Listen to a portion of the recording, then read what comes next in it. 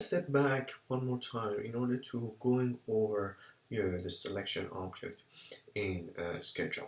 So far what we learned is that you can click on one side and drag, hold click, and then go to the other side, select the whole object, or you can start it with the lower corner and do the same thing, and this time only select object um, within that window. We also looking at, like, for example, one click, double click, and triple click to select the whole object. So one click, just select one face, double click, select the face with the edge, and triple select the whole object.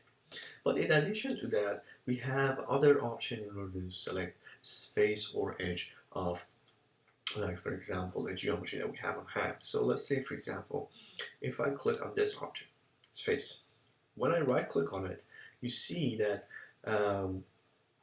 under the menu of select, I have multiple options in order to adjust my selection. So I have the option of bounding edge. So if I click on the bounding edge, you see that the face is selected and the bounding edge is also selected. If I go to the select and use the connected face, it's going to be this face with all the faces that kind of connected to that. And when I add that selection, what I can do is that I can go select and then also bounding lines of those selection. Also, what I can do is that in the select, I can select all the connected. So that means that it's select, that's basically doing the same thing of the triple click.